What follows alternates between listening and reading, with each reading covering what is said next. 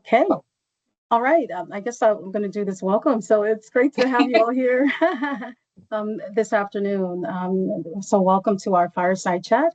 And I guess well, thank you, Director Brofman. It's great to be with you this afternoon. I believe that we all understand the importance and the influence of legislation, not only when it comes to human dignity, but also human behavior.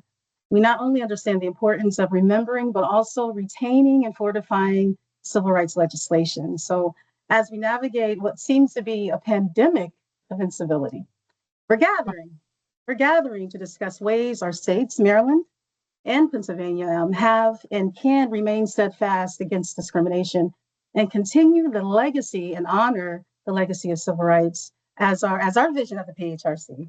I'm sorry, Ms. Horton, is to live, work, and learn free of discrimination in Pennsylvania. So it's an honor to be here. We're glad that you're here today. I'll also be here gleaning in the virtual space. We have our regional director in the Pittsburgh regional office here with us.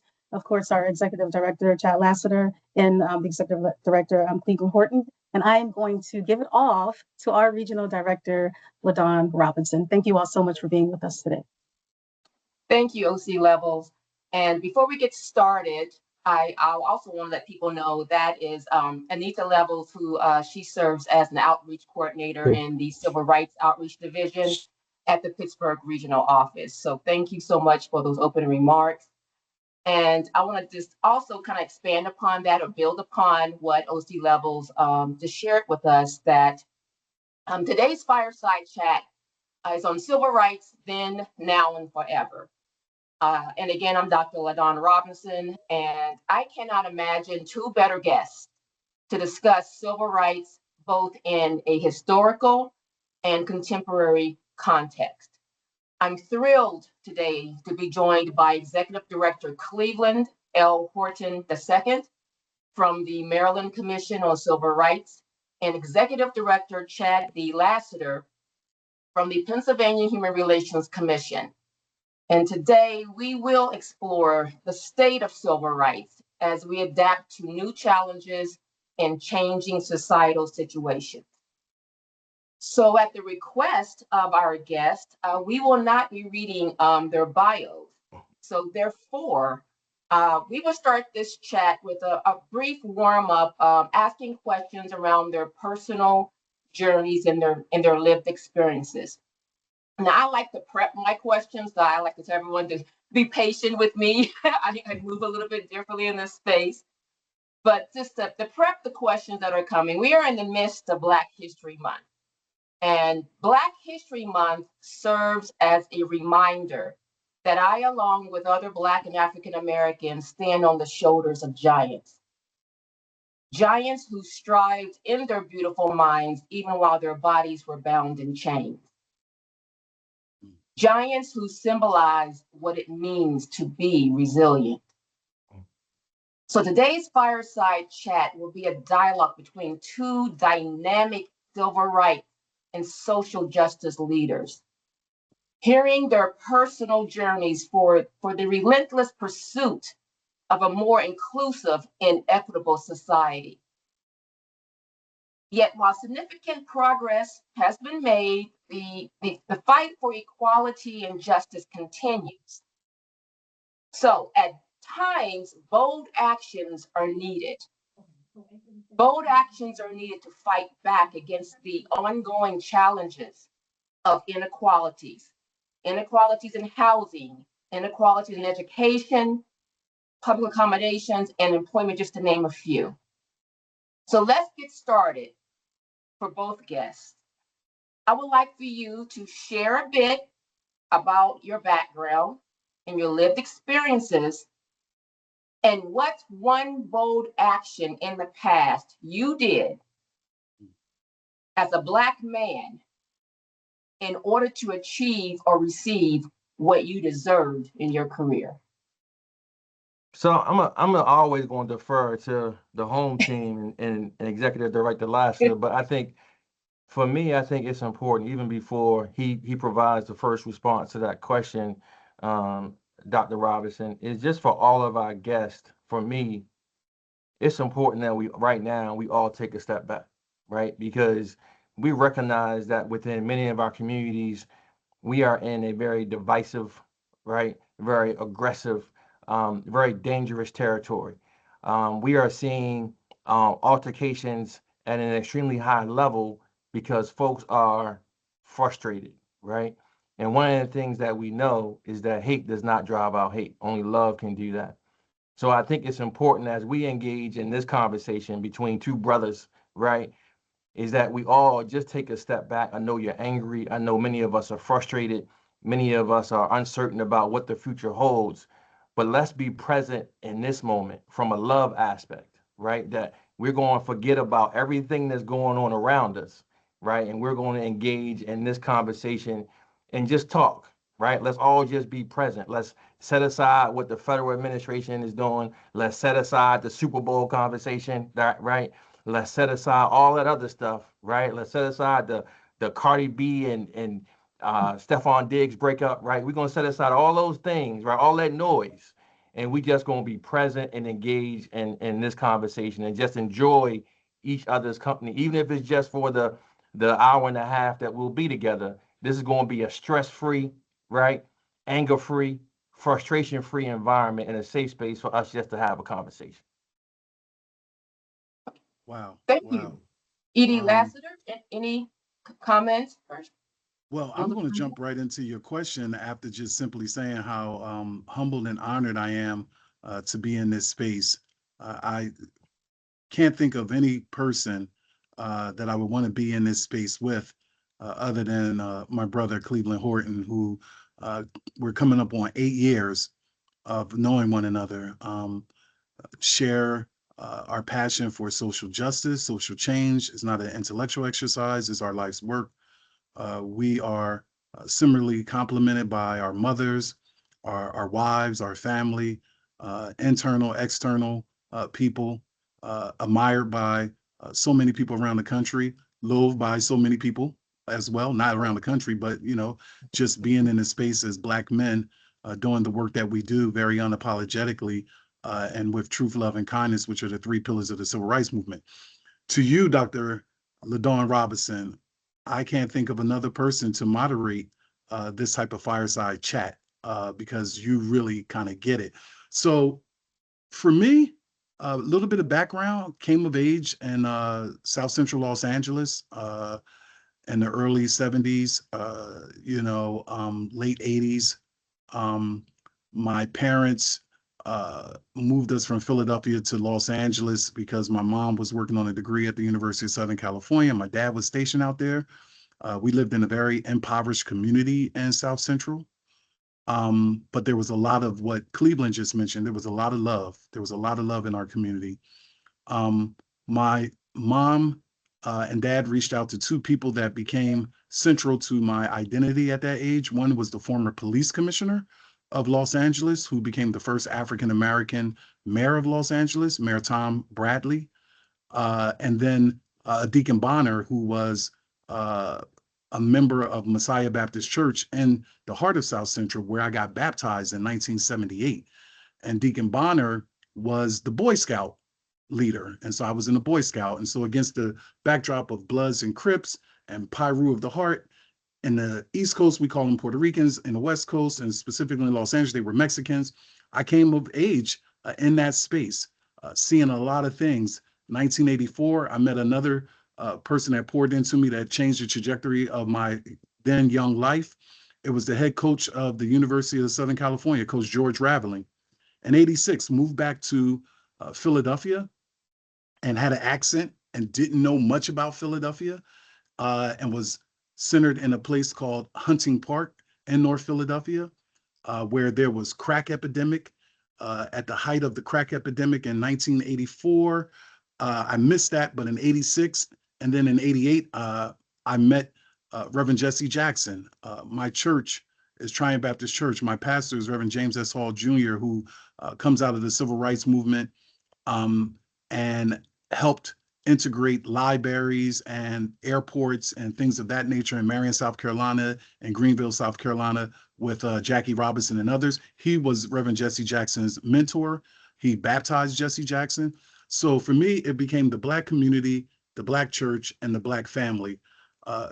People in my high school poured into me. I go away to a HBCU in Charlotte, North Carolina. Dr. Juanita Davidson, Dr. Helen Caldwell, two fierce Black women from the South poured into me. When I graduated in 94, they told me, you're going to go back home. And I said, how are you going to tell me I'm going to go back to Philadelphia? I'm going to stay South.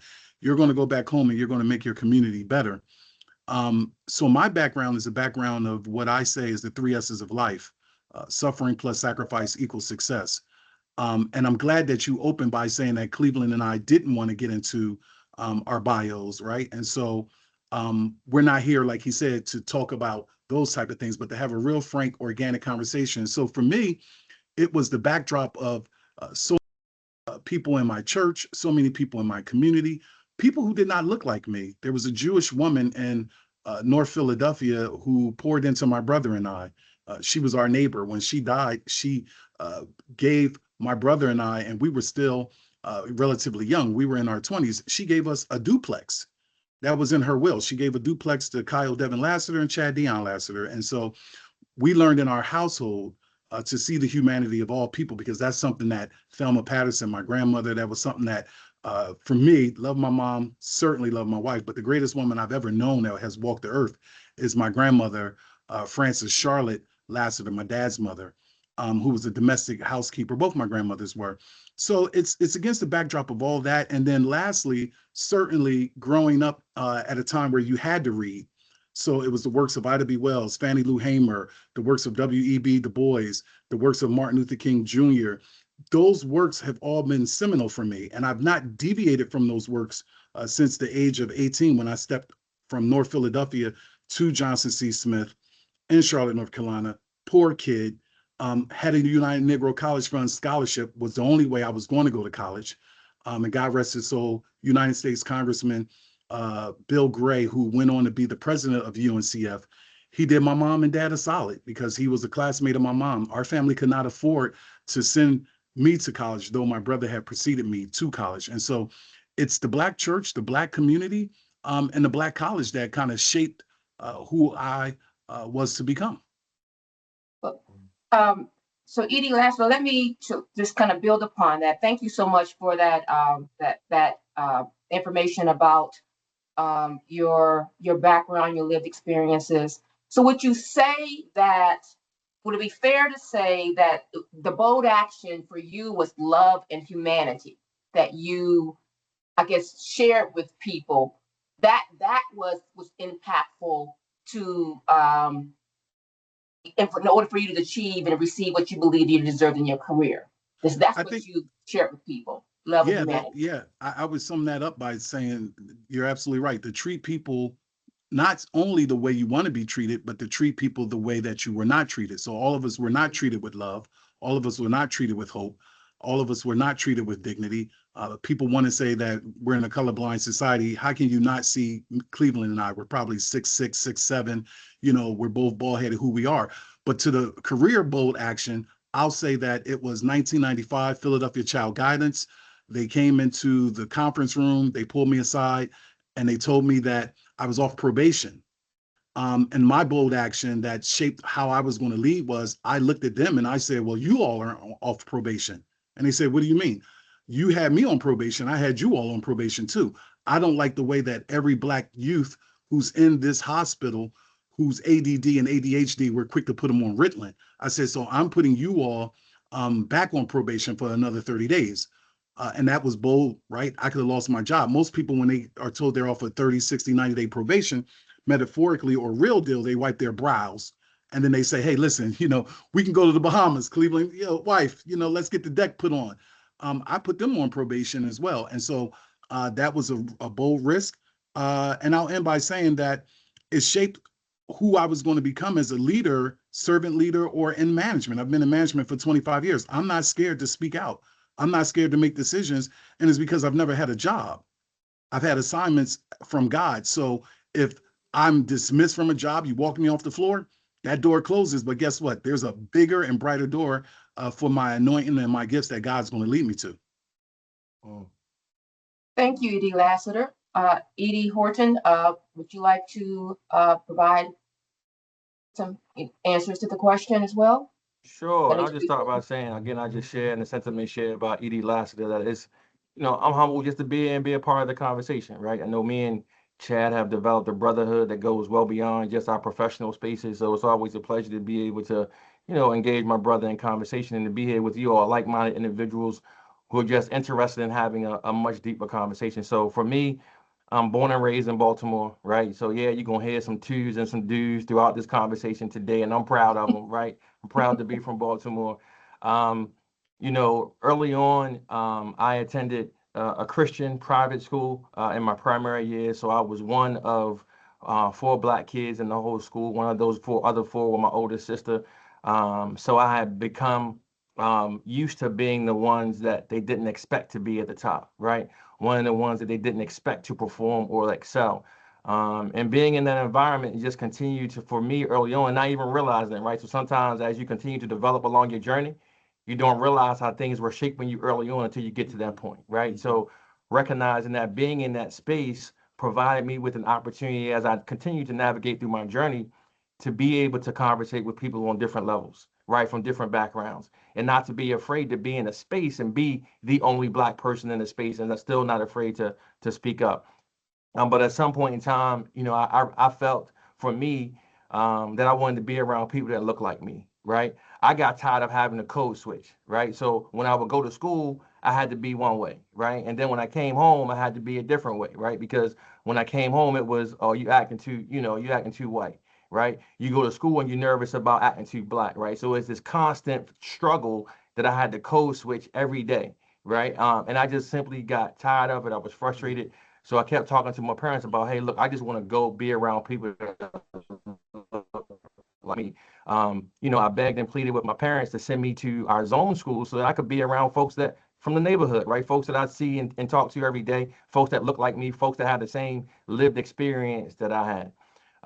So sometimes they always say, right, be careful what you ask for. So my parents, they acquiesced. They transferred me to the zone school. Now remember, I'm coming from, all my primary years, I'm in a Christian Yeah, private school with probably yeah. about 10 at best students in my class. Well, now I get to the zone school, we got 30, 35 kids in the class. I'm all like, wait a minute, this must be how many classes they combine all into one, right? There's too many kids in the classroom, right? So I'm shell shocked, right? I'm wearing khakis and Sebagos, right? And they wearing, I'm standing out, so I went through that challenge of having to now adapt back into, right, being wanting to be around people that look like me, right? So I went to Lake Clifton Eastern High School.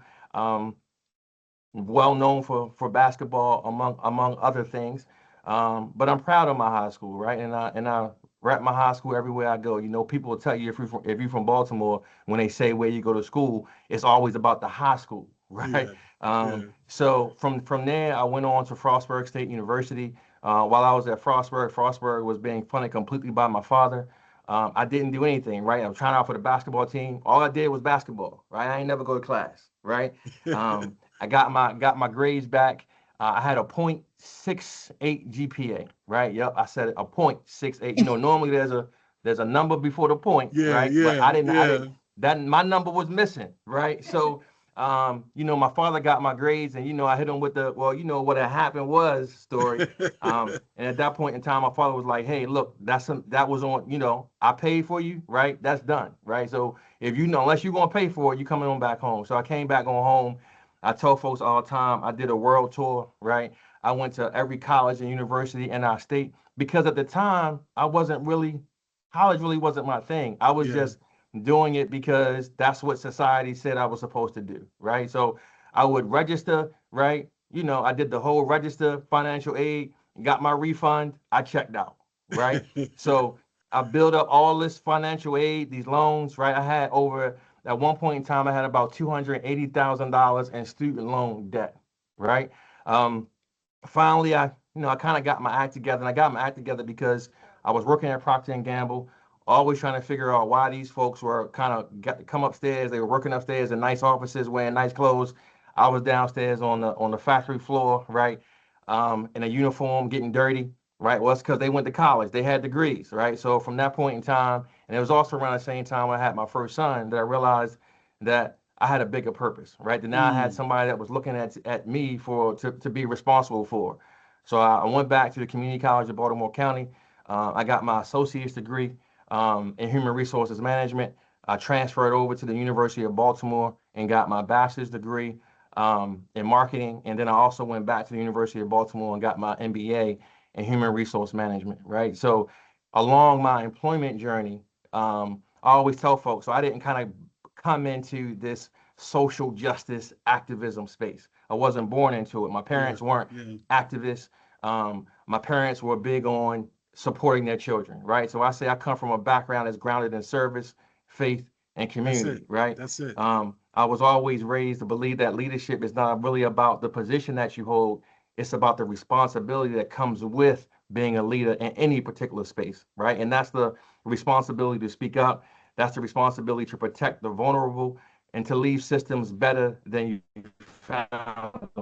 My father used to always say, I don't care what you do, but whatever it is that you do it to the best of your ability, right? If you're gonna cut grass, it better be the best lawn in the neighborhood that you're cutting that grass, right? So no matter what it is that you do it to the best of your ability. So for me, I think, and when we think about Dr. Robinson, your question about the bold action, for me, the bold action is about stepping into leadership, right? Because when you step into leadership, you recognize that you're going to be scrutinized, right?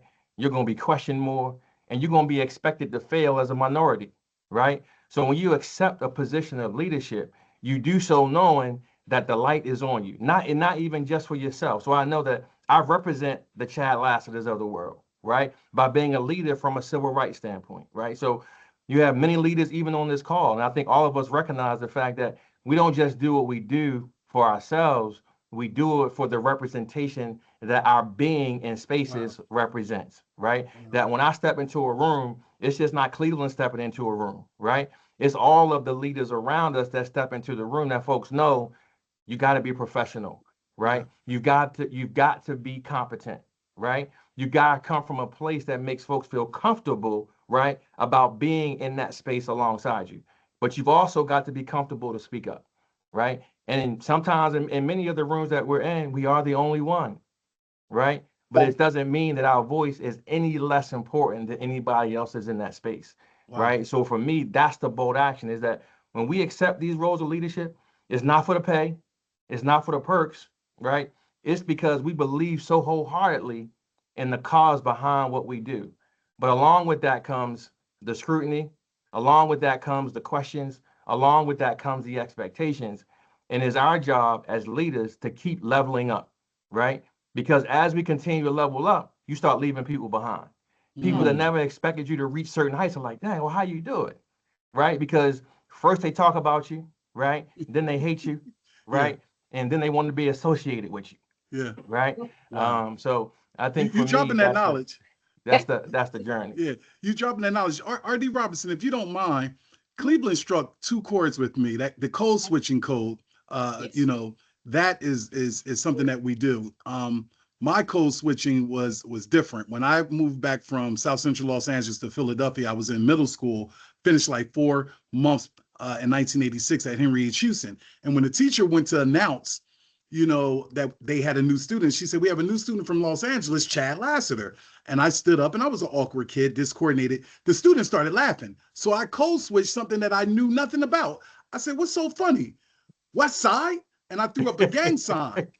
And this young girl by the name of Tracy Norris, she came over and she went like that. And I didn't know how to fight because, you know, my parents didn't raise me like that. And so I backed up. She hit me, knocked me out, and the metaphoric birdies were around my head because I was trying to be something that I was not. Yep. Cleveland's point about Black leaders in leadership. We never inherit a context or a pretext that is free of drama. Think about Mark Jackson when he becomes the head coach of Golden State. He leaves, Steve Kerr comes in, success. Tony Dungy leaves the Tampa Bay Buccaneers, John Gruden comes in, success. I come into the Pennsylvania Human Relations Commission 8 years ago. And though I had done work with the Clinton Foundation and Africa, Israel, Haiti, Norway, Canada, all these things, there were workers in PHRC that said they didn't hire a civil rights person. They hired a social worker. And I was okay with that because my tradition says, blessed are the peacemakers. If you understood what PHRC was before I got here, you needed a social worker. You needed a psychologist, which I'm not. You needed a psychiatrist, which I'm not. But it would be great for these commissions in Cleveland. You and I have had these conversations for 8 years now, that these commissions, when a person of color takes them over, it should be empty and void of lawsuits, litigation, compromised budgets, compromised complement. Fund us the same way that you fund those organizations that are predominant to white individuals who are leadership, right? The questioning of Black intelligence, the question of Black humanity. But I'll simply say we are thankful. He works for and under the leadership of a great governor in Westmore. I've had the opportunity and the blessing to work under two amazing governors, Governor Wolf and our current governor, Governor Shapiro. Governor Shapiro is the reason why we have a civil rights division, because he was the attorney general at one point, and him and I had a conversation on how to address anti-Semitism as well as racism in the Commonwealth. And that was a blessed moment that led to our civil rights division. But the code switching is real. The foresight that leaders have is real. The hindsight that people want to have, I would have done it this way. If you pass this social justice baton off to somebody and said, run this agency just for a few hours, they would be stuck in metaphoric quicksand. Absolutely, absolutely.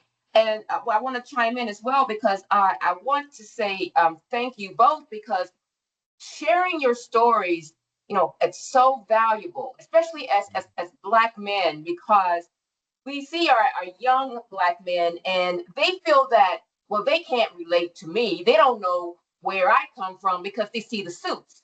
They don't believe that you had to make some bold decisions, some bold actions. You just didn't pop up, have your suits on, become these great civil rights leaders. So just hearing that, you come from the same streets that they come from, or the same communities that they come from, and they as well can take bold actions, such as speaking up when you are alone, speaking truth to power, speaking accountability to power, and most importantly, championing for yourself.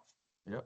That was my takeaway, and this is so exciting because this one question kind of hit on all the questions that's coming. So, and I didn't think I would be sharing that I got knocked out in 8th grade, but I really did. I really did. Zulai knows the story, and I saw the young lady several years later, and I recounted. You remember when you knocked me out in 8th grade? And she said, "Yeah, I do," but that was like 25 years ago, Chad Lassiter. You can remember that. But something that you shared about the bold actions and as you expounded upon your answers, is that what I heard throughout was just different types of relationships, personal relationships, relationships with people in the community, professional relationships. And Lassiter, this question came to mind because of a quote you shared, and I'll get to that. But I believe as our careers, as we, our career journey, that our careers are rarely built in isolation. Mm-hmm. They were rarely, built by ourselves. And I believe that relationships with various people are powerful and can significantly, influence our career path, the trajectory of our career. And the quote that you shared, that Chief of Staff actually on your behalf stated, was from Fannie Lou Hamer, or it might have been OC Levels. But never to forget where you came from, and always praise the bridges that carried us over. Okay. So like you mentioned, we all had early lived experiences. We have different family dynamics, different cultural norms. All of that shaped who we are now.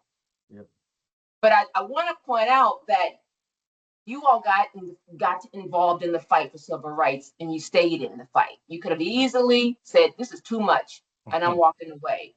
And you're continuing to stay dedicated to this struggle, to this assignment.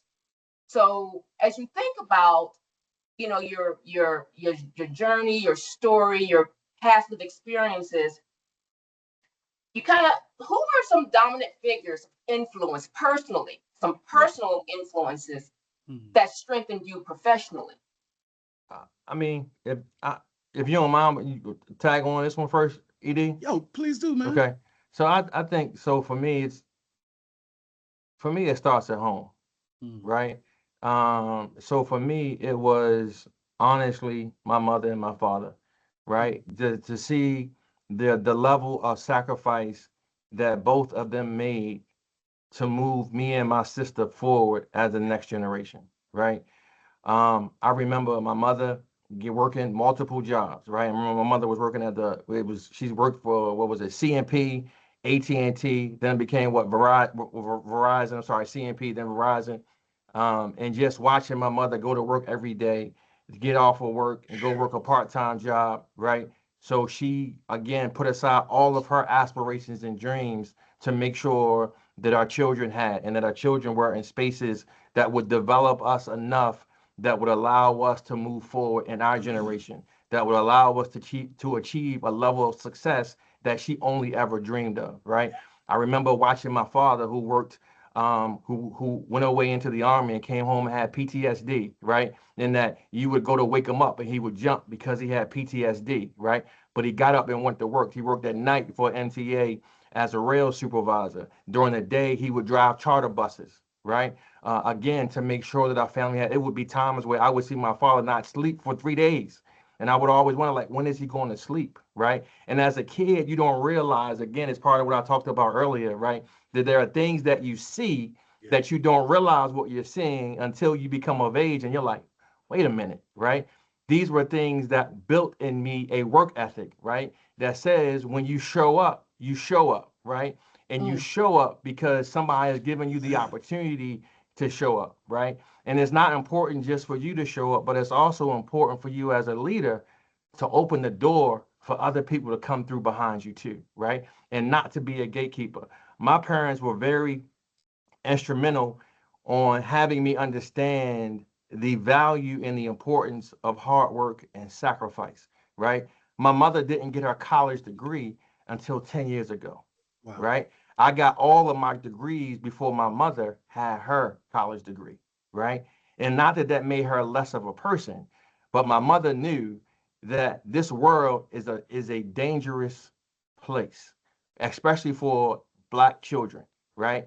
And she needed to make sure that she gave the foundation to her children. So again, she set aside all her dreams and aspirations of what she wanted to be to make sure that our kids had what we needed to have to make us who we are today, right? So for me, the most instrumental figures in my life, right, are my mother and my late father, right? So my father never got the opportunity to see me get appointed to executive leadership at the Maryland Commission on Civil Rights. He had a massive heart attack and didn't get the opportunity to see me. But one of the things I tell everybody is that when I come into a room, the reason why I want to make sure that folks know I was in the room, because when you know I'm in the room, you know my father was in the room. That's because right. we share the same name, right? That's right. So I pay homage to him by the way that I show up. I pay homage to him by saying I continue to set high expectations for myself because he gave up everything so that I could be the person that I am, right? So I think it's really all about, for me, it starts at home saying, hey, look, I had the opportunity to wake up and go to sleep every night with two phenomenal people, right? Their names won't be written in the history books, right? They won't get any presidential awards, right? But they set the path for me and my sister that says, spread your wings and be whoever you want to be. So for me, those are the individuals for me that are near and dear, had the most impact on me and why I show up the way that I do, why, Brother Lassiter knows, like when we in these meetings, I'm like, look, if we're gonna do it, let's do it, right? Yeah. We not going, if we're gonna do it, let's do it. And it turns some people off, right? But I say, if we're gonna show up, let's show up. And let's show up in a way that lets people know we were here. And I believe that all of us, in every space that we're in, we have a responsibility that when we leave that space, people know that we were there. Wow. He typically says, how do you go after Brother Lassiter? My question to you is, how do I go after you? Cleveland and I met at IORA 8 years ago. That's our International Human Relations Commission. And we always thought that it was important for the civil rights generation, the older civil rights guard, to pass the social justice baton off to the next social justice guard, civil rights guard. And so we've done presentations at IORA where there's been 400 people in the room, and we've done presentations where we were strategically placed at the last day where people had luggage in the room and there was only like 30 people, but we still brought the energy. I think you, R.D. Robinson, I think Executive Director Horton and those who know me know that I'm okay with being vulnerable. I started crying because my dad had PTSD as well. Did 2 tours in Vietnam, decorated veteran, ended up being a Army recruiter in Camden, New Jersey. During the wintertime, he would knock on your door with a lawnmower and ask you if you wanted him to cut your grass. And during the summertime, he would knock on your door with a shovel and ask you if you wanted to have your snow removed in the summertime. During that time, he would give my brother and I Army coats to wear. And we wouldn't wear them because that wasn't fashionable. Fast forward, you start seeing Eric Sermon and EPMD and, Redman and all those cats wearing Carhartt jackets and wearing, Army coats. It starts with the matriarch for me, which was my grandmother. My mom, my dad. I am a true mama's boy. I took PTO off this morning to get my mom to a hearing aid visit. She's going to need hearing aids in both ears. And my mom, she knows everyone in my senior management team. I put my chief of staff, Zulai Rojas, on a Teams because my mom was like, I haven't spoken to her in a while. And I put Zulai on there, right? So everybody knows I love my mom. So it starts with my mom. It's my mom. It's my dad. I would be nothing without my mom and my dad, that sacrifice. So that's the first segment, my mom, my dad. The second segment is the lived experience of pimps, prostitutes, and the preacher.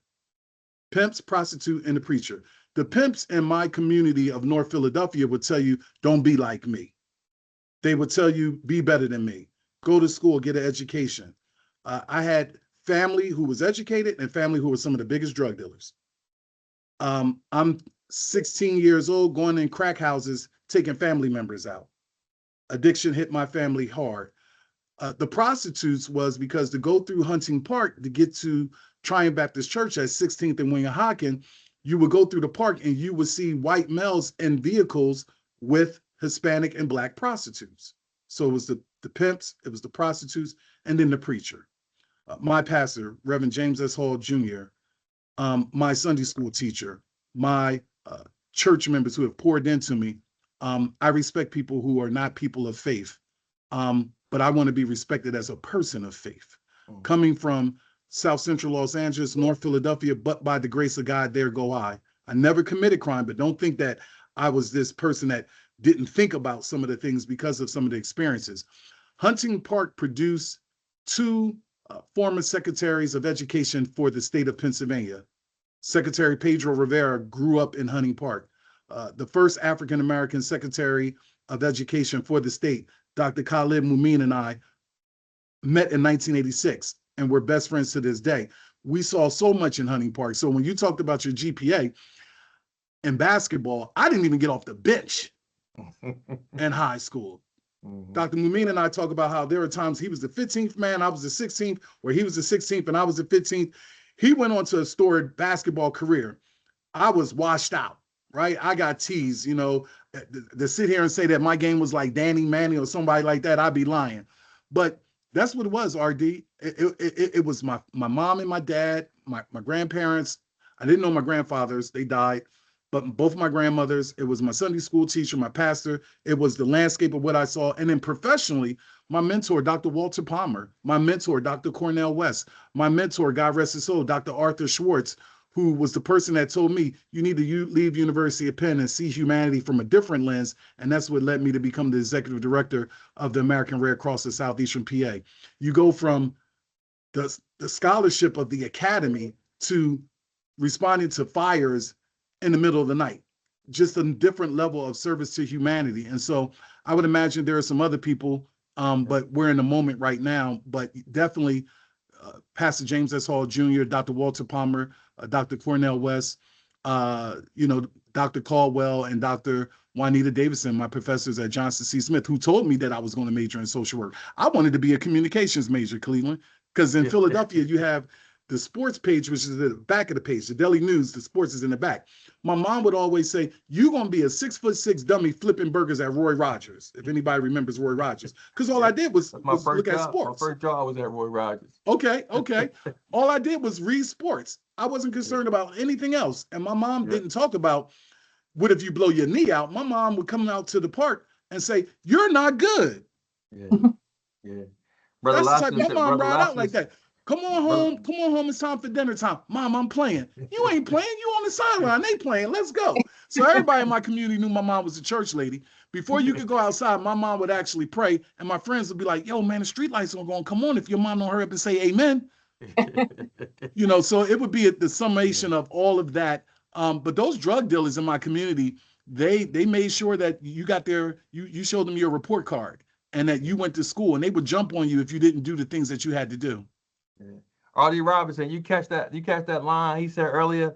I'm gonna sum it up. He was like, I'm not a killer, but don't push me. That's what he was saying, in other words. This is so well, RD, you told me about T.I.'s new album, and he has this lyric where he says, I'm like the Windex man, I be spraying on you. Yes, that's my new song, new jam. So this is so much to unpack in this. And so as you both were talking, I'm thinking like I need another question because I'm not ready to go to the next theme yet. So as I was listening, I'm hearing the importance of strong foundations. I'm hearing the importance of holding people accountable, holding yourself accountable. But I also heard the common denominator between the both of you all is that you had a two-parent household, right? A two-parent household. And I'm moving into the direction of what if you don't have that? As a single household, or maybe sometimes we've known young teenagers being in the adult because there's no adult around.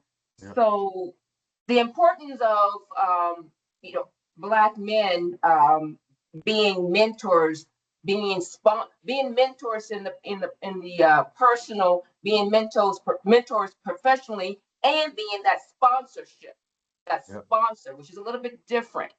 Would you care to just talk about that a little bit and that type of relationship? Please, if you don't mind, I'll take that one and really unpack it really quick. My dad was in my life, but my dad was not present because he had PTSD. So though my dad was in the household, he would fundamentally and foundationally just ask you 3 questions. He would say, how was your day? He would say, make sure you say your prayers. And he would just, say, do what your mother says. I learned how to put the toilet seat down, not because it was the right thing to do. It was my mom would always yell at my brother and my dad.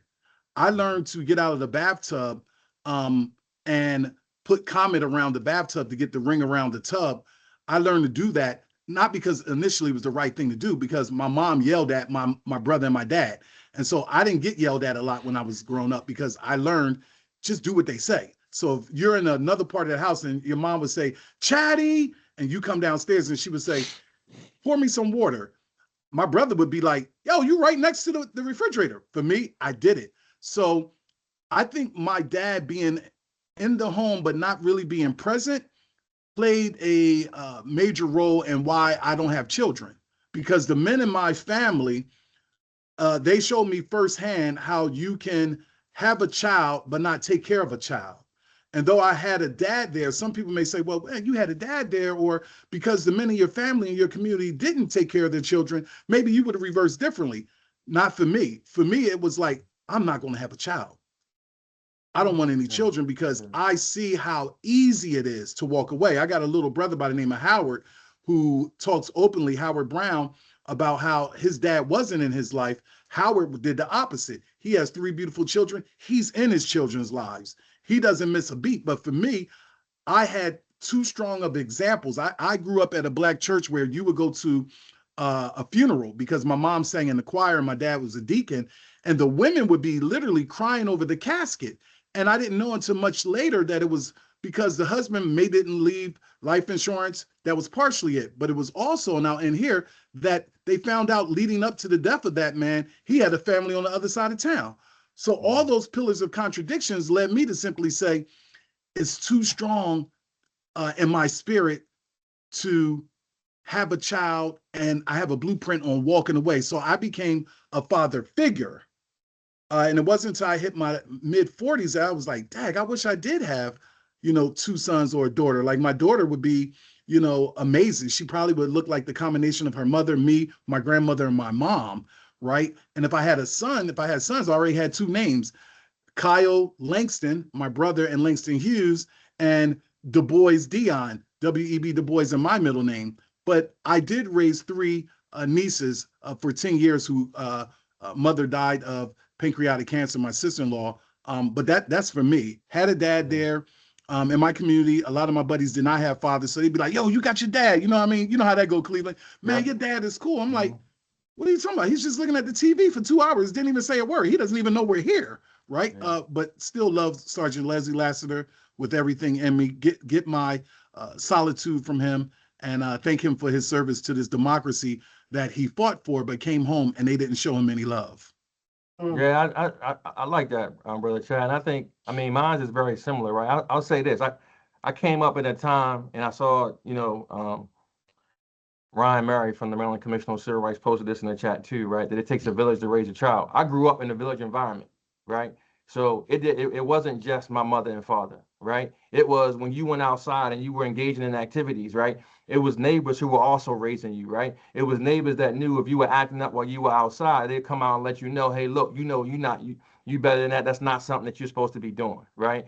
I would say, for me, I had friends who didn't have fathers, but my father was an extended father to them, right? And it worked out a couple different ways, right? Because, I talked about my transition from private school to my zone public school, right? So my favorite way to get favor with people was through humor, right? So I became a class clown, right? I had conduct interferes with learning throughout all of my report cards because I just was going to be a class clown, right? And as a result of that, my father was up at the school all the time, right? My father would do surprise visits, right? Because remember I told you he worked at night, right? Yeah. So I'd be up at the school, sitting in the classroom, and then all of a sudden, my father had a jerry curl, so it gave me the blues when I was in school too, right?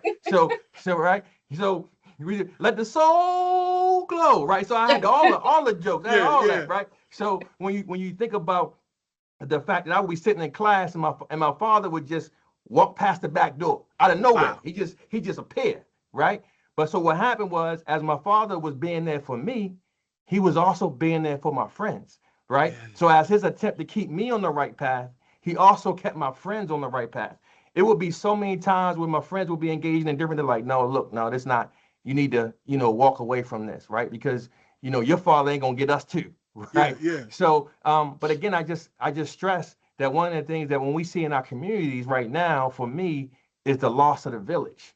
Right? Yeah. Is the loss of us helping raise each other, right? Yeah. The fact that many of us, if we think about it in our communities, right?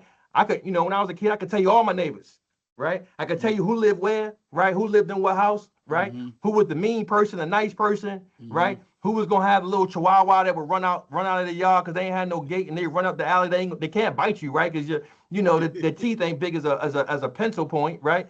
But all of that, right? Halloween candy. Exactly, right? So when we think about where we are now, most of us don't even know our next door neighbors. Yeah. Most of us don't take time to engage each other to build that sense of community where you have the village, right? Yeah. And part of that is because folks are afraid too, right? That if I say something to your child, now we have an altercation because I said something to your child, which is a whole different conversation. But I just think for me, Dr. Robinson, growing up in a time where it was a village, right? So even though I talked about my parents having multiple jobs, we went to my grandparents' house, right? And even over my grandparents' house, there was a village, right? We could hang out, have a good time. But even there, the neighbors knew who you were, right? The neighbors made sure you stayed in line. And if you didn't, they got you in line, right? Yeah. We've lost that village. And for a variety of different reasons, but we've got to figure out, how do we get that community back? Yeah. How do we get that village Yeah. back, where we're saying, look, you talk about, am I my brother's keeper? Am I my sister's keeper? Absolutely. Yeah. But how do we do that? Wow. I think that's an important piece. Yeah. And R.D. Robinson, if I may add, and you've heard me say this, and PHRC staff have heard me say this, and Brother Ron in the chat is absolutely right, but I reframe that African proverb. It actually takes a healthy village to raise a healthy child. And aspects of our villages aren't healthy. We have to make them healthy. So to your question, fathers are essential, but so are father figures.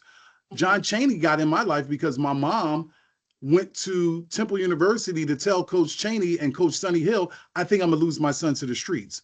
When I get down to have my first meeting with Coach Chaney, he said, "Hi, your dad in your life?" I said, "Yeah." He said, "So what does your mom mean that she's gonna lose you to the streets?" I said, "I'm running with the wrong people." And I told him about what my dad was going through. And I didn't have the language of PTSD, but that's how I met Tim Parry. I met Mark Macon. I met Ramon Rivas. I met Nate Blackwell. I met a lot of Temple basketball players who poured into me when I was in 9th grade, though my dad was in the household. So yes, fathers are essential.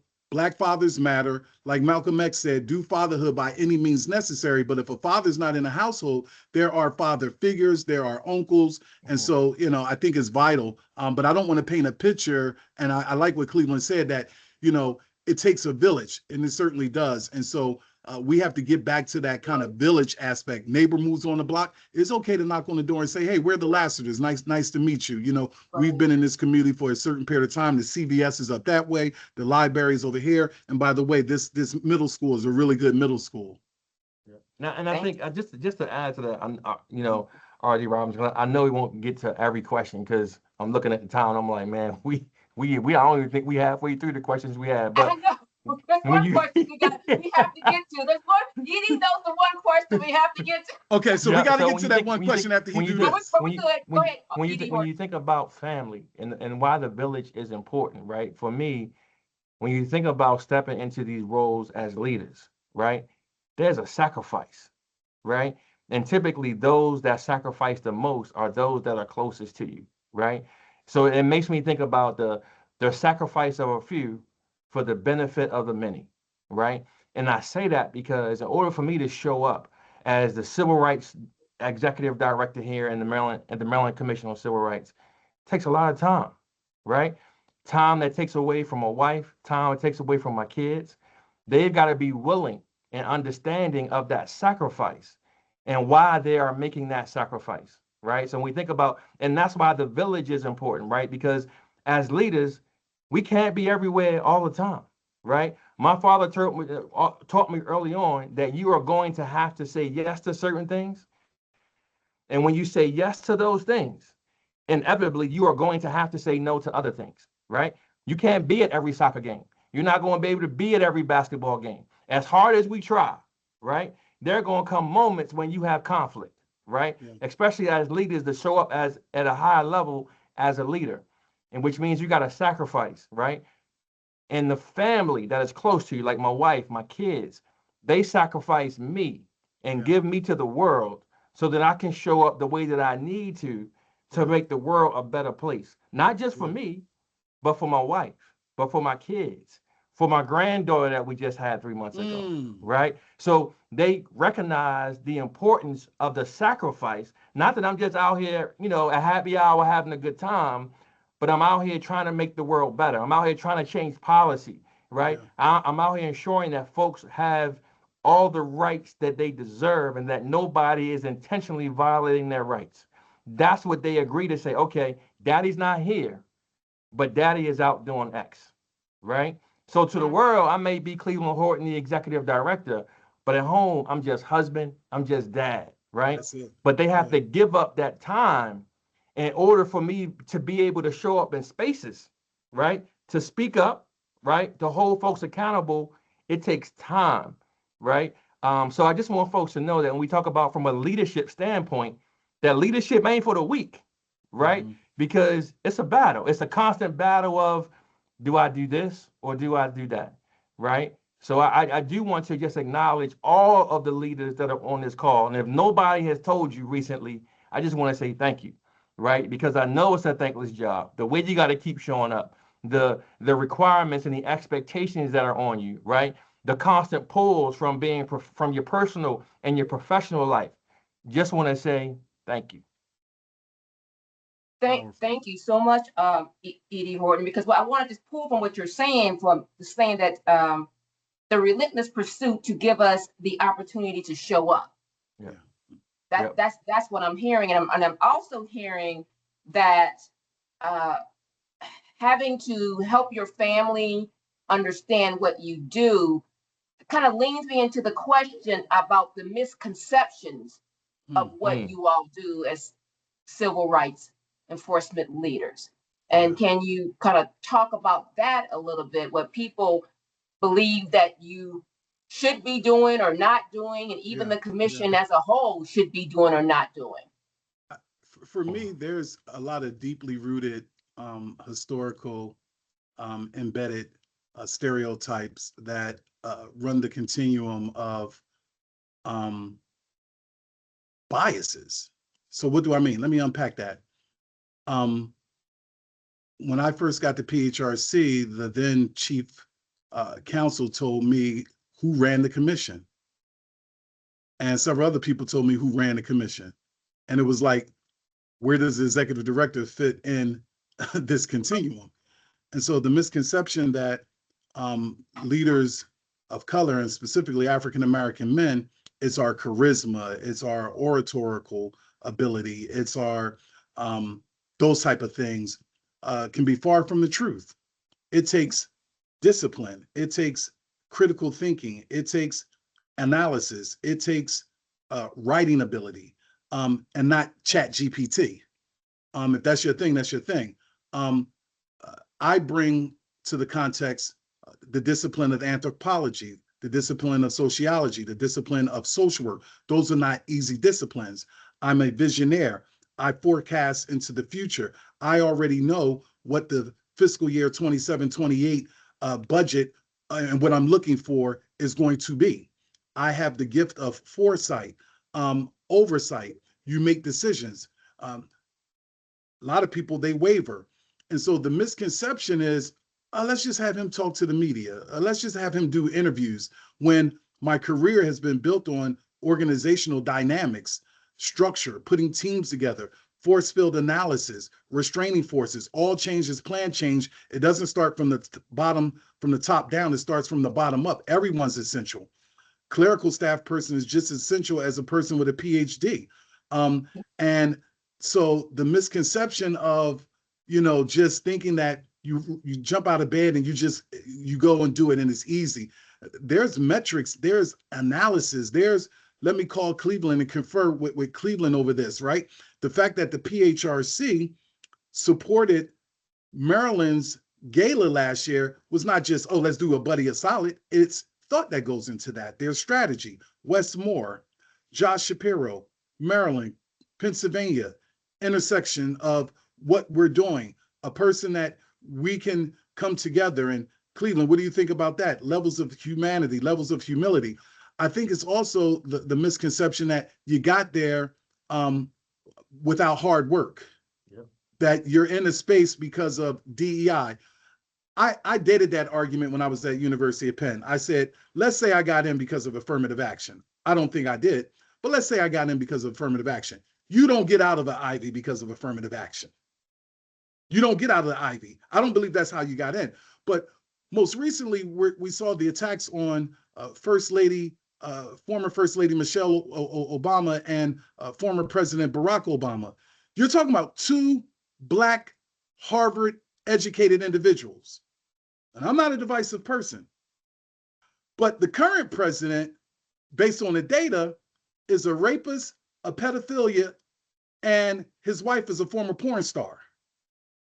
And we're likening the Obamas. Don't forget convicted felon. To apes. Don't forget convicted felon. And we're likening the Obamas to apes. And so there's the misconception also that you're angry.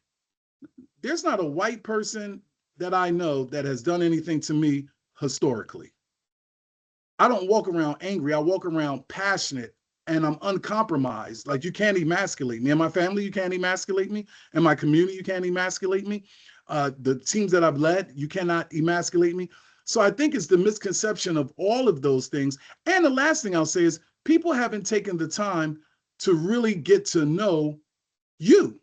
Like even the reason why I don't have my bio read when I do things, not in this space, but at the PHRC, is because when people hear it, they think that I'm the person that put the person up to reading my bio. Right? So many misconceptions. And so I live by the 3 W's now. Some will like you, some won't. So what? Some will like you, some won't. So what? And I know that my stick-to-itiveness and the way I communicate turns people off because they're used to, at times, stereotypical and historical docile Black men. When Cleveland and we walked in those rooms at Iora and other places, people, what are they up to? Nothing but pursuing justice, soaring for justice. So the misconceptions are at times rooted in biases, it's rooted in blatant racism, it's rooted in prejudice. And I'm at a point at 53 where I'm not about trying to speak back to the misconceptions or give people a different perspective because my time is very short. I'm only working 10 more years. I'm working on 2 books, Ivy League Halls and A Diseased Democracy. I want to finish my career either as a college president at a HBCU, and those of you who are on the call at PHRC, your conscience is probably saying, please let us know when. And that's okay. I'm going to put the elephant in the room. That's okay. But when I leave, history will speak to this senior management team, this executive director, and the commission under Chairman Bolstein. This historical period will show that this was a period of enlightenment, and it will go down in history as one of the best periods of PHRC. But it has to be handed off to someone. I'm not a Homer Floyd. Cleveland and I talk about that all the time. I'm not going to be in this position for 20 years. I'm 53. I'm in the 3rd quarter, getting ready to go to the 4th quarter of my life, praying that I get overtime. Martin Luther King said longevity has its place. I ain't going to live forever. And so I'm preparing my life to pour into others that want to be poured into. Who cares about the misconceptions? Great question, because people are going to like you. People are going to dislike you. I played that game. I'll end with this, Cleveland. First meeting with Governor Wolf, I walked in the office in the cabinet meeting. I'm not part of the cabinet, but he invited me. I had my diamond earrings and I had a beard. And folk looked at me and I said, oh, shit. I said, I better make sure I take these earrings out for the next meeting and shave my beard clean cut. Lieutenant Governor, who's now United States Senator Featherman, walked in, tatted up, hoodie on, shorts. Nobody looked at him. Nobody looked at him. So the way we're treated with the glares and stares, those things are real. To know truly who I am, all you got to do is read Isaiah 6:8. I didn't want to come to PHRC. Be careful, like Cleveland said, what you ask for. You ask God to increase your territory. You think in Seattle, he gives you Switzerland. Yeah. So you can, R.D. Robertson, I always joke with Brother Chad because I always say you could tell he grew up in the church, right? Because he gonna give you about 5 last points. He gonna say I'm gonna end with this about 3 or 4 times, and you trying to figure out which one is the real one. So you play double dutch with him because it's like, all right, I'm getting there. No, he's still going. He's still no. But I'll say for me, when you think about these the common misconceptions, I think Brother Lassiter hit most of them, right? But I would say, for me, the biggest one that, again, Brother Chad mentioned too, is that this work is not easy, right? And that there are a lot of folks that it sounds good to say, I work for a civil rights agency, right? It sounds pretty. It sounds that if you bring it up in a room full of people, people will be like, wow, thank you, right? It sounds great. It's a great soundbite. But it's a lot of work that goes into working at a civil rights agency, right? I'll tell everybody that our employees are thrust into the middle of conflict from the moment they walk into work to the moment that they leave. And that is a highly stressful job. Yeah. And everybody is not cut out for it, right? Even though you think, hey, I want to, it is a very hard, tough, thankless job that many people really don't realize. We talk about the pandemic and the issue that the pandemic had on many of our families directly, right? Well, not only was the pandemic impacting our employees, work was also impacting our employees. They still had to show up. They still had to protect people's rights even through the pandemic, right? And afterwards. So when we think about civil rights work, and I think, a lot of people just think that this is easy, it's nice to put on your resume. It's hard work. And the work doesn't stop at 5 o'clock, right? When most people get to just sign off and go home, right? Our work is nonstop. I always talk about the noise that many people now have the privilege of going home. And if you don't want to turn TV on, you don't. If you don't want to turn the radio on, you don't turn the radio on. But our employees have no choice but to turn the noise on because it's part of our job, right? Yeah. It's how we respond to things, right? And I think many folks don't understand and appreciate the level of stress that many of our employees are under just by being part of a civil rights agency, right? Their parents, right? Their husbands and wives and mothers and fathers and grandmothers and grandfathers, sisters and brothers, right? So they still have personal lives like everybody else, but they still are charged with showing up every day and putting their best foot forward to protect the rights of everybody every single day, right? And I think one of the biggest misconceptions along with that is that civil rights work is just reactive, right? Is that civil rights work is just responding to something, and that we miss the opportunity to build in the proactive piece of it, right? So for me, it's not about how do we respond to discrimination. It's about how do we prevent discrimination, That's right? it. How do That's we it. educate people, right? Yep. How do we make people aware of what their rights are, right? The proactive piece that for a very long time, and part of it is due to lack of resources, right? Is how do we ensure that we're doing the proper proactive pieces to the work that we do, right? Because you can be reactive all day long. Yeah. But the reactive piece, a lot of people fail to realize, is not where the impact is, right? Yeah, you get to see somebody got $1.5 million in a settlement, right? But that's just one settlement, right? The discrimination is still happening, That's right? So the impact of the work that we do, for me, in my opinion, is in the proactive arm. How are we educating communities? How are we making people more aware of what their rights are? How are we making people more aware of what we do? The history of civil rights. Why we find ourselves within our communities in these environments that we're in right now. That's the piece. That's where impact is. That's where change happens. That's where policies are changed. That's where practices are changed. And most importantly, that's where hearts and minds are changed in the proactive piece of what we do every day, not in the reactive piece of it. So R.D. Robinson, that's your cue to say that if I'm from the Church of God in Christ, what church is he from? Because he sounds like a bishop. He threw me under the spiritual bus, but no, I think everything he said is on point. I think the other thing that those of us in leadership need to share, and I think I've attempted to do it through senior management, is that every day we're advocating for workers' rights. The workers at the Pennsylvania Human Relations Commission historically, and even at this very moment, and other commissions are underpaid, but you expect us to deliver. You expect us to deliver with a small compliment.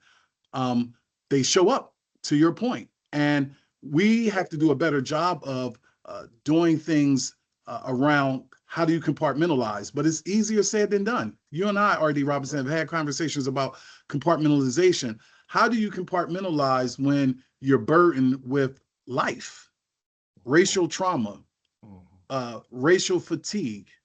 We're still learning the impact of COVID. I'm quick to lend pause when I see someone speed and go through a light.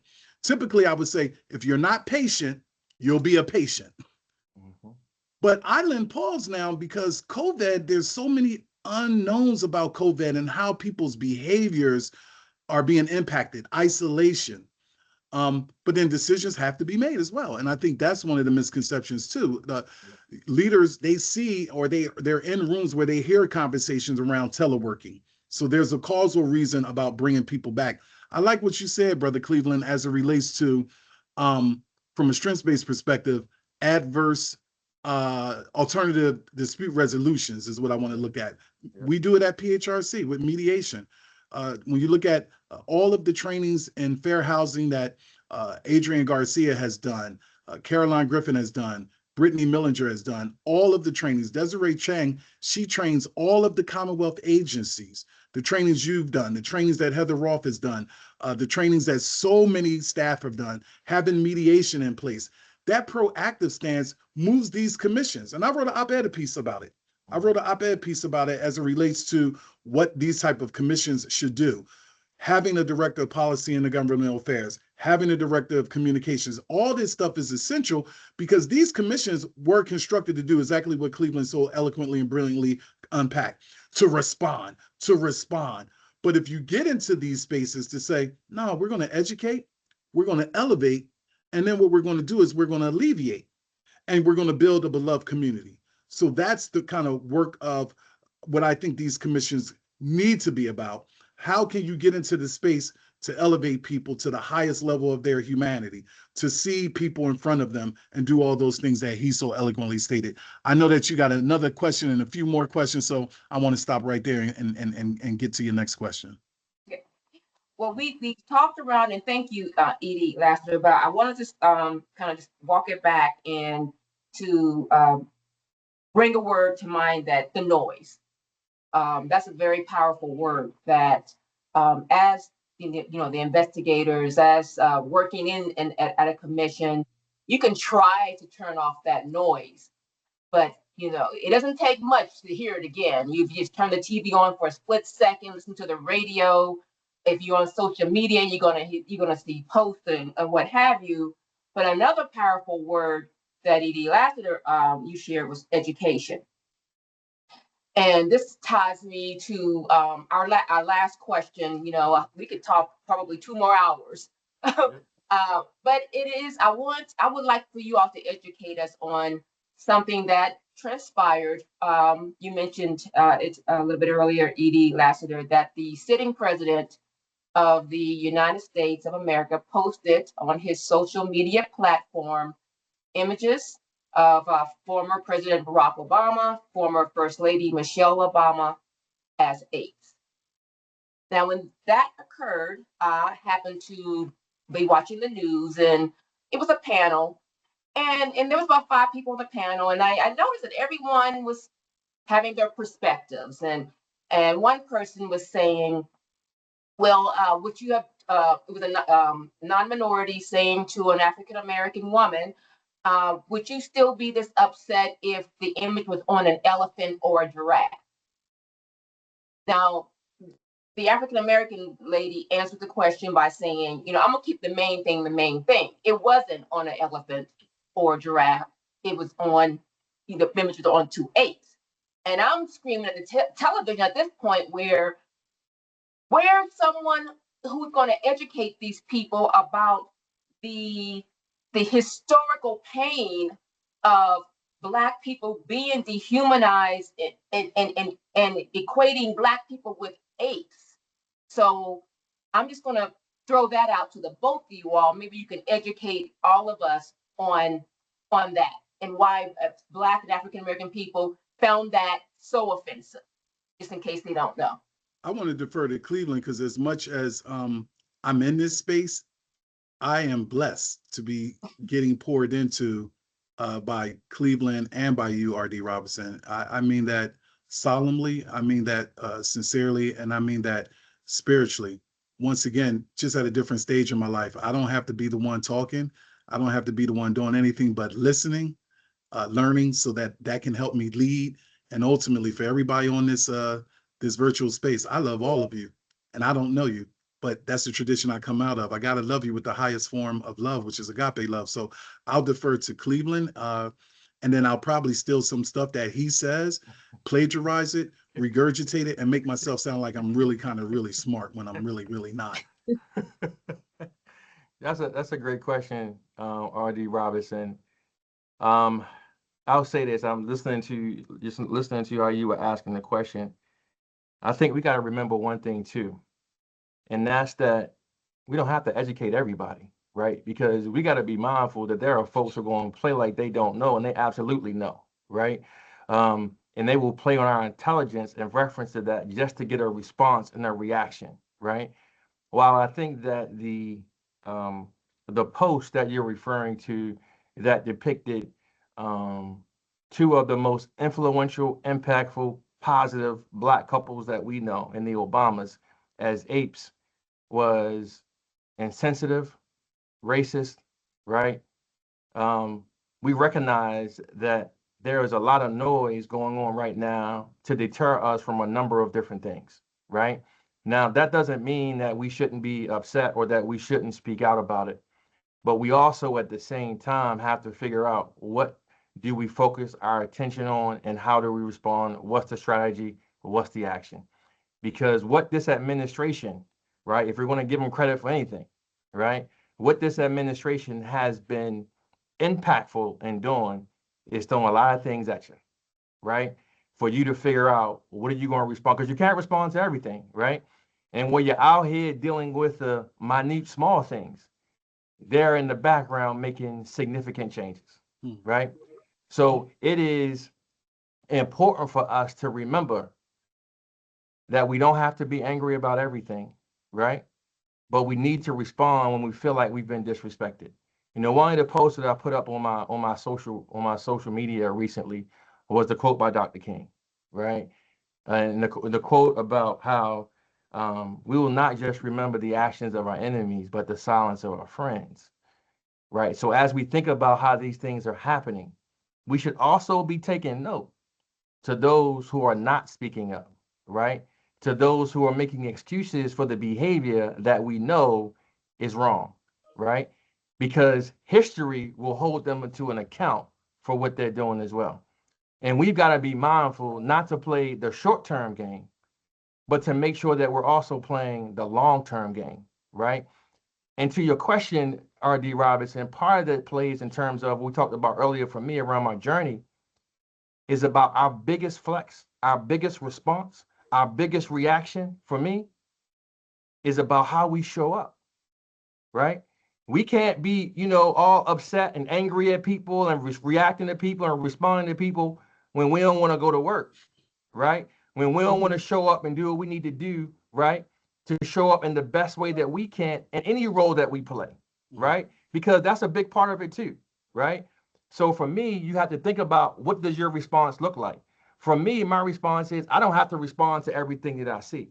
Because one of the things I know, right, is that every day when I come to work, I give the Maryland Commission on Civil Rights 200%, right? I give every time I leave, right? It reminds me of, you remember when Shannon Sharp was leaving, when he was on there with Skip Bayless, and he said, I just want folks to know that I gave it all I had every day, right? Yeah. So for me, that's my response. Every day I come to work, I'm engaging with people like E.D. Lassiter, right? I'm engaging with other civil rights leaders around our state to figure out how do we improve the environments for those in our communities.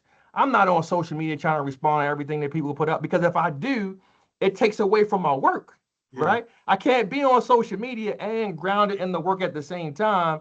So we've got to decide where's the biggest impact. It's okay to be angry. It's okay to be frustrated, right? It's okay to feel offended, right? And it is okay to call a thing, right? They always say, right, if it quack like a duck, walk like a duck, then goddamn it, it's a duck, right? And it's okay to call a thing.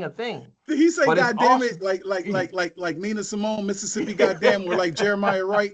I'm with you. But it's also important to show up, right? What else besides just the social media post do we do? How do we show up? How do we support other leaders? How do we collaborate with each other? How do we create a collaborative space and a collective space that allows us to make meaningful and sustainable change to the policies and the practices that are in play, right? Many of us on this call right now know what's at play right now. I don't have to, most of the people, if you hop on this call, you hop on this call for a reason, right? We know what's at play. But for me, the biggest question is, what are you doing to change it?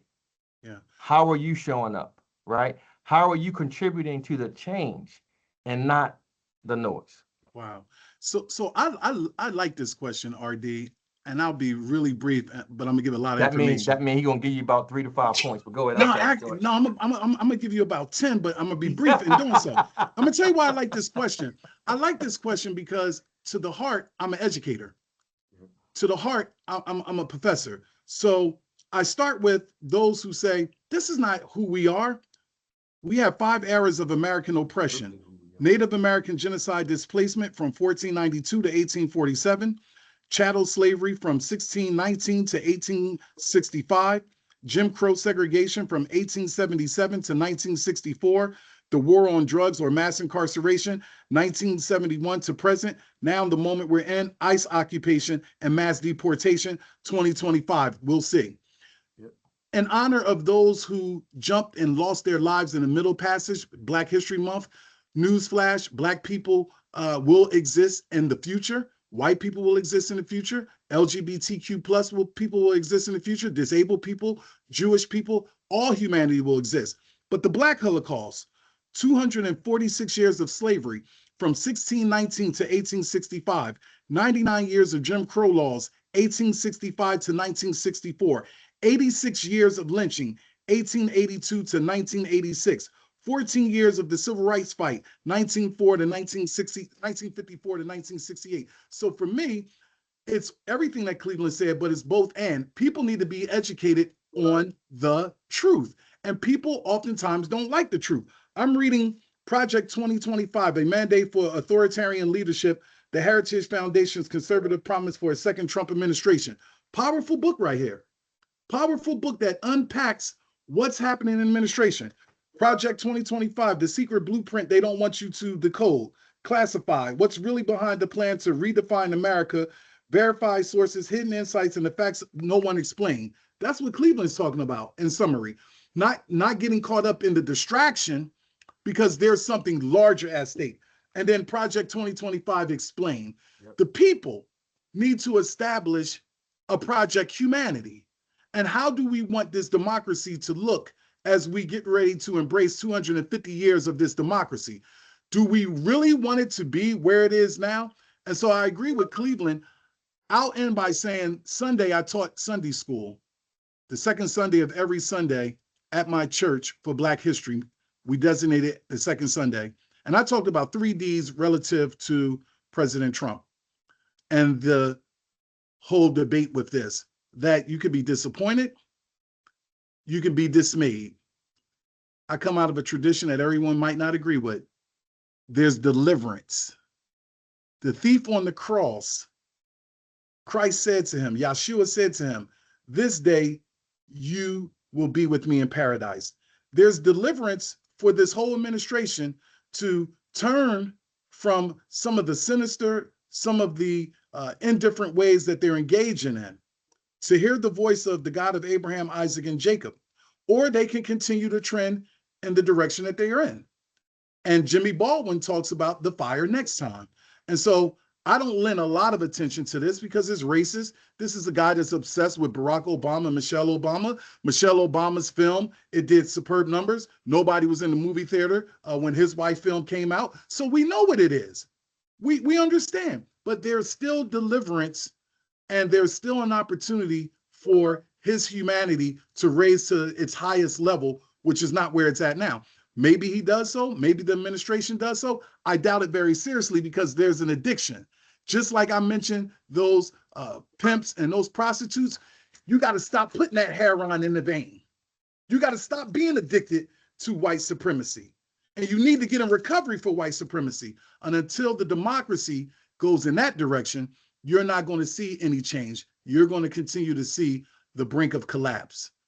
America is in need of recovery.